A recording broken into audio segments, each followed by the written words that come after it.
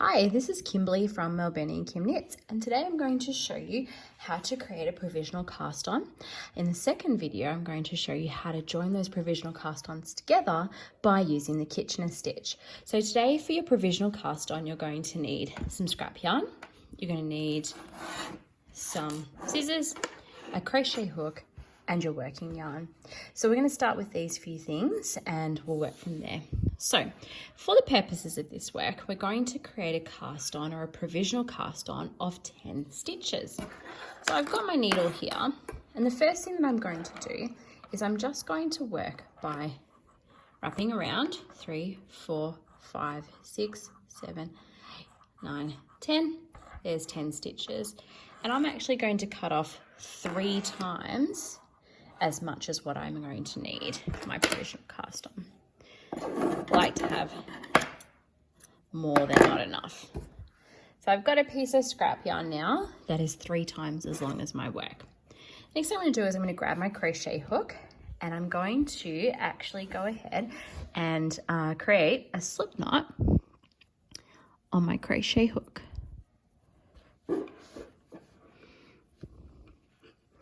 Now we don't want to make this slip knot too tight, because if we do, we won't be able to pull that crochet hook through, and we want to be able to pull that crochet hook through. So the next thing I'm going to need now, and keep my working yarn away, my scissors away, is my needle. And I'm going to actually start by, I'm going to hold my needle in my left hand, my crochet hook in my right hand, and the working yarn is going to go behind the needle.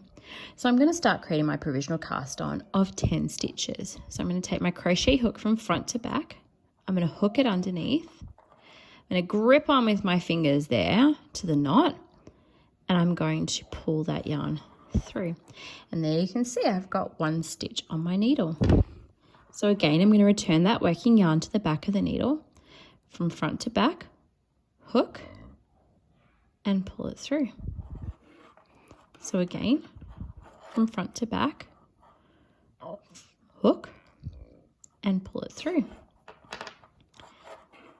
Yarn goes around the back, front, hook, and pull it through. So I'm at 5 now. Yarn to back, hook, pull it through. 6, yarn to back, hook, pull it through. 7, 6, sorry, there's 7. Yarn to back, hook, pull it through is my 8. A little bit of an extra one on the end there, that's okay.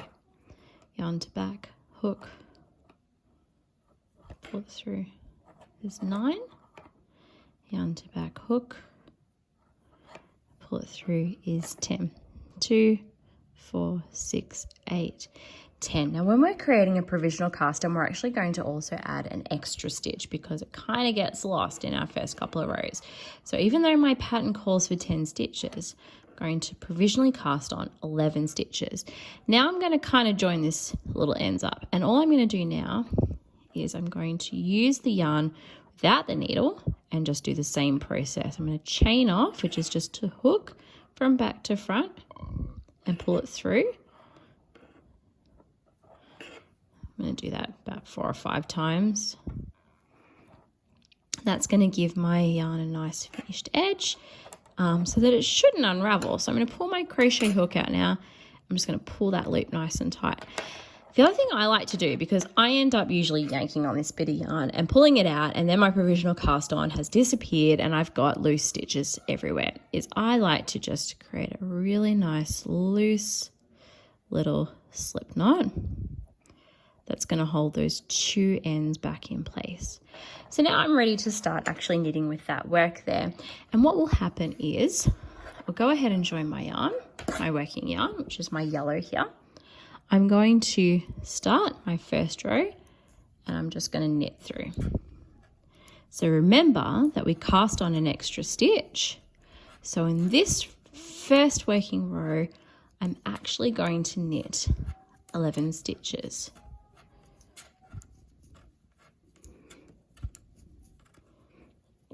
You may notice that I'm just working on circulars because you can work straight work on circulars. I just prefer to because it makes it easier. So I'm going to knit all 11 of those stitches. I'm going to turn my work now. And then this time with my yarn in front, I'm going to purl. Now when I get to that last stitch, I'm going to purl 2 together, and that's going to help me with that extra stitch that's hanging off that chain there. You can see already it's quite loose and not really cooperating, so we want to get rid of that. So purl to the second last stitch, and then these last 2 stitches here I'm going to purl 2 together, and then I'm ready just to keep on working my project. And this provisional cast on is really helpful if you're wanting to seam 2 ends together, such as if you're working the Great Alpine headband, or perhaps you're trying to make a sweater or a jumper and you've only got a certain amount of yarn and you want to make your jumper as long as you can.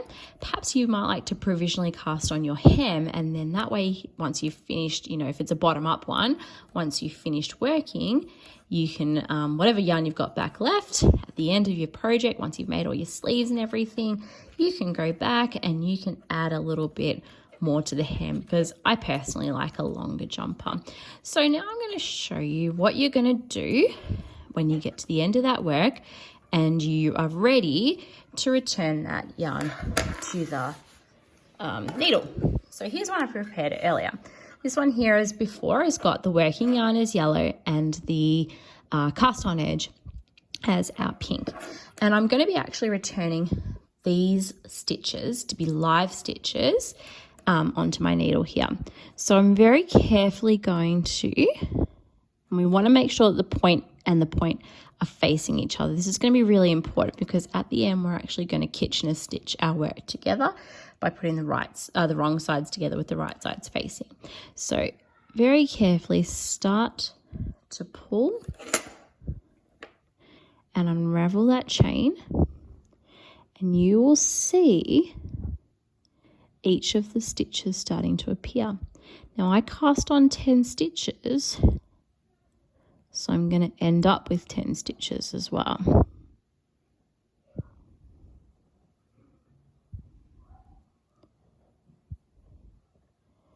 Okay, so I'm at that last one now, and I can just carefully pull that working or that scrap yarn out of the way. Now I'm going to grab my work and carefully pick back up those 10 stitches. 3. I may have picked up an extra one, but that's okay. If I've picked up an extra one, I'll be okay.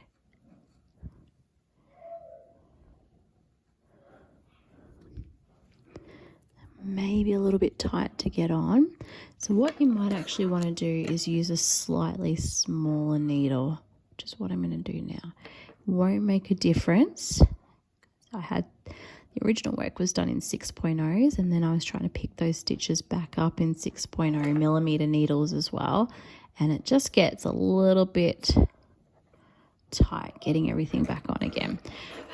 All right, so if you're using a slightly smaller needle, that will help a lot. So I've got 1, 2, 3, 4, 5, 6, 7, 8, 9, and then there's my 10 stitches.